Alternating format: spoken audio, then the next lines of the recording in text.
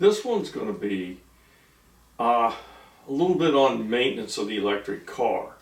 And I'm going to throw in a little bit of history of maintenance before I go into it. I started being involved with cars in the late 50s. And cars then required a lot of maintenance. Oil change every 2,000 miles, oil checked every time you put fuel in the car, anywhere from 15 to 20 lubricating spots in the car.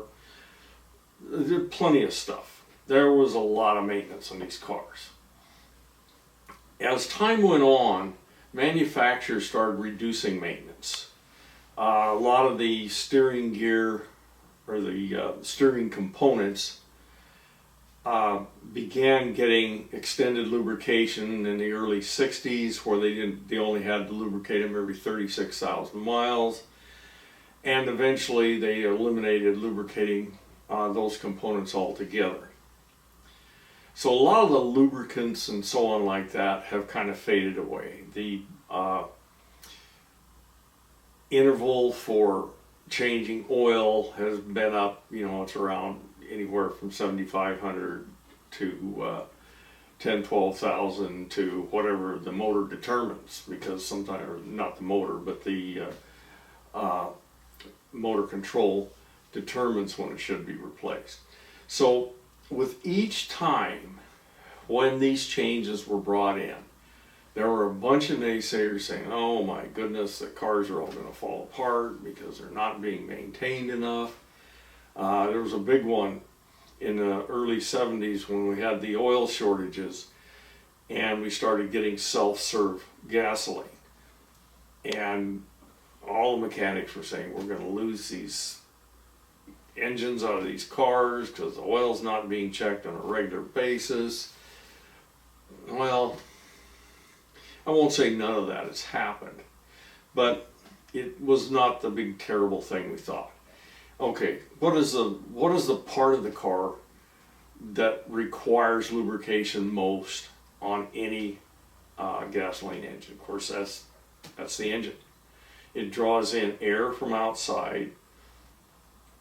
So when it draws in air from outside, it's going to bring in contaminants. Now we got filters and all this stuff to take care of this, but it's an extremely hot environment, which is hard on oil.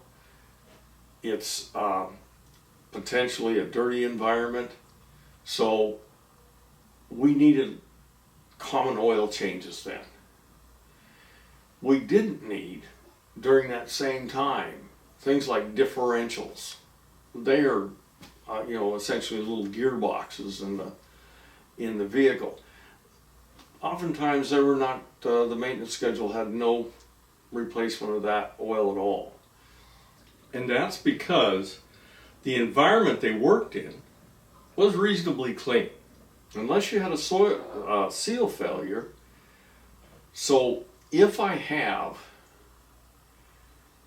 components that don't work at high temperatures and don't draw in outside air, I'm probably going to have a pretty trouble-free environment for that motor assembly to work in.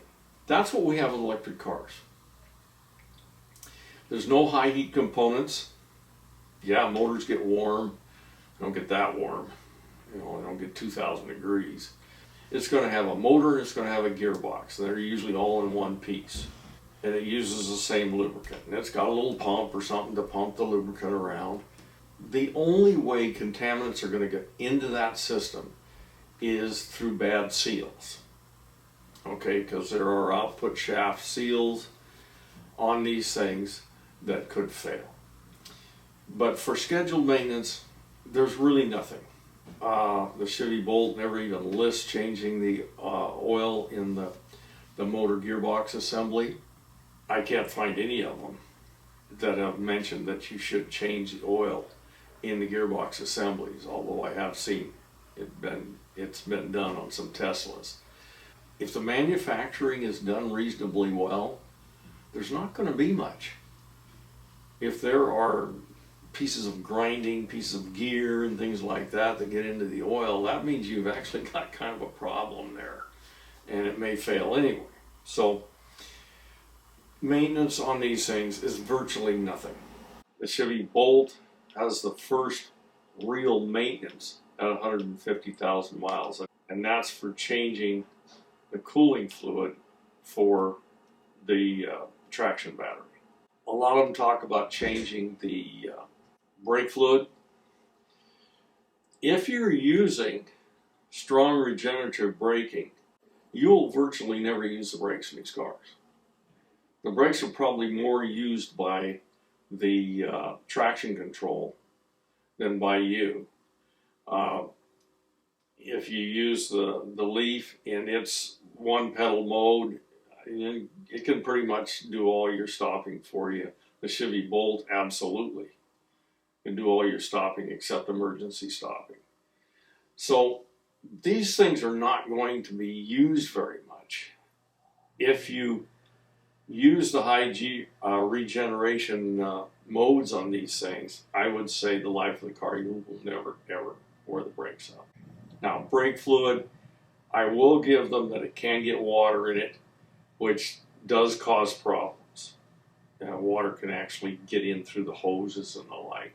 And they want you to replace it every 2 to 5 years. Okay, what I think I would do if I was considering that is there are test strips you can use for brake fluid, and dip a test strip in there, and if it's still showing little water buildup, no water buildup, we'll say, in the fluid, I would not change it.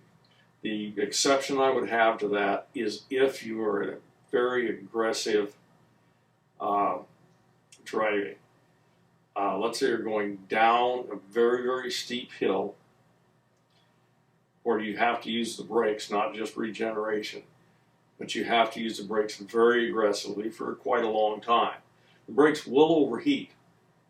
And if I was in that situation, I can't conceive how I get there, but if I was in that situation, I would replace the brake fluid immediately after I got back from that trip, because the brake fluid does boil if it gets hot enough. Now, again, unless it's a truck, I'm not sure you're going to get into that situation. But I would be concerned about water in the fluid.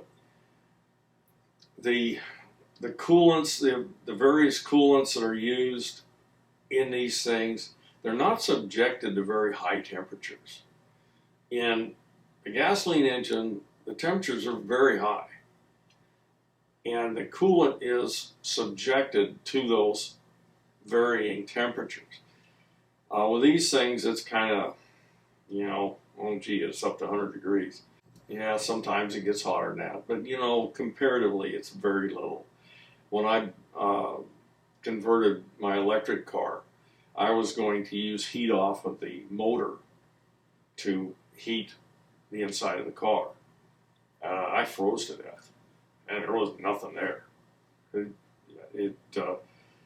I think the hottest my motor ever got was 100 degrees, and that was in the summertime when it was 90 degrees outside. So yeah, there's not a lot of heat built up there. These things are very efficient machines.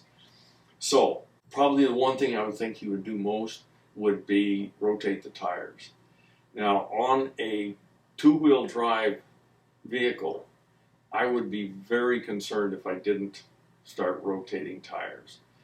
These front tires are subjected to very high torque, which is not so much true with gasoline engines. Their torque builds up with the RPM. But every time this thing starts, there's a lot of torque on that front end. And you're also using the tires, the front tires only on a two-wheel drive, to brake when you're using regenerative braking. So it is pretty hard on those tires, and I would be wanting to switch those rear tires to the front, probably on that 7,500 mile basis. Other than that, I'll show you under the hood some of the things you might want to do on a Chevy Bolt. Here we are, ready to do scheduled service on the Chevrolet Bolt. So the first thing I do is check the oil.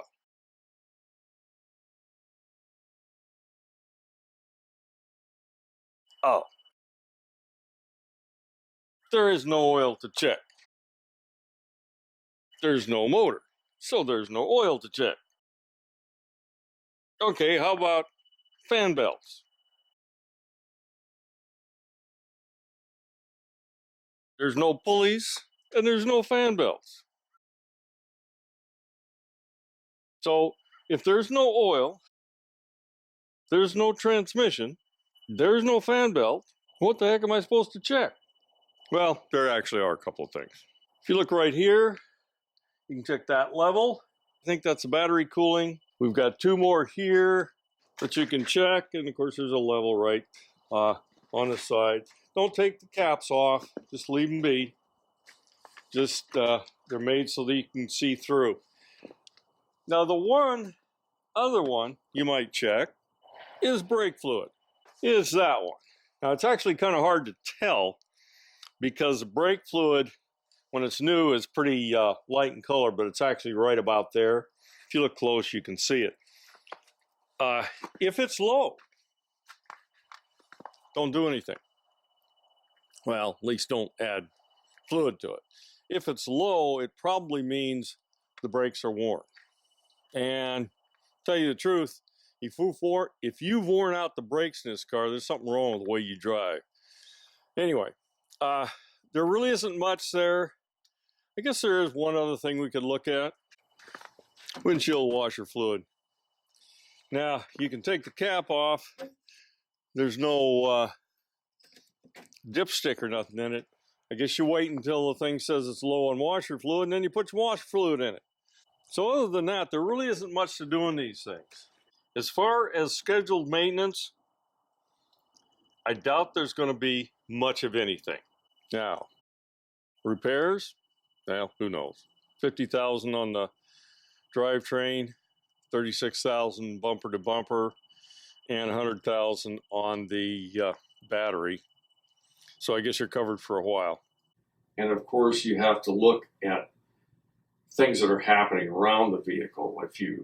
If you have oil leaking out of the vehicle, not water, water will leak out of these things when the air conditioning on, and that's normal. But if you have an oil leak underneath, that has to be dealt with. It has to be dealt with very quickly. Otherwise, you're going to destroy some components. And because it's going to be a seal leak, it's what it's going to be. So looking, if you want to have your mechanic look at it, put test strips in the brake fluid and the like, you can do that. There really is, the amount of maintenance that will be done on these cars is so low, it's ridiculous. But I would be just looking, making sure the windshield washer fluid is checking fluids. You know, that's most of maintenance anyway. But yeah, these cars, I would have no doubt that you could run these cars 300,000 or 400,000 miles without any major repairs, except perhaps probably suspension repairs. You may have some suspension issues when you get up that kind of miles. Anyway, that's my thoughts on maintenance of the electric car.